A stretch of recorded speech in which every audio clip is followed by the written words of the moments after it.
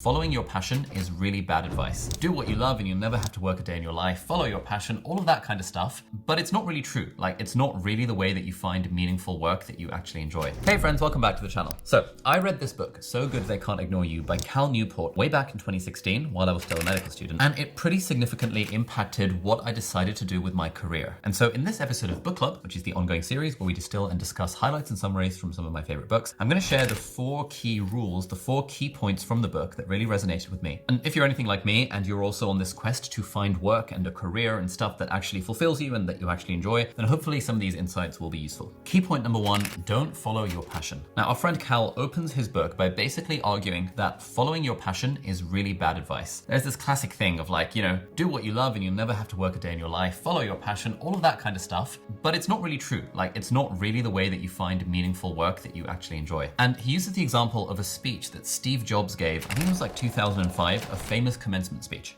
Now, what Cal says is that it's all well and good for Steve Jobs to be like, hey man, you gotta follow your passion, you gotta love what you do, you gotta keep on looking, you gotta not settle. But that's not what Steve Jobs actually did. Apparently, back in the day when he was in his early 20s, he was super into Zen Buddhism. So had he followed his passion, he would have become some kind of Buddhist monk, but he didn't follow his passion. Instead, he took these sort of winding, circuitous steps in his career. He got really good at the thing that he was trying to do with his career, and he eventually found something that he really enjoyed, but he found it by virtue of being really good at the thing, rather than it being a pre-existing passion. And that's really the whole concept throughout the book. And that's why it's called So Good They Can't Ignore You. Because this whole model is that if you become so good that they can't ignore you, then you will find a career or a job that you love.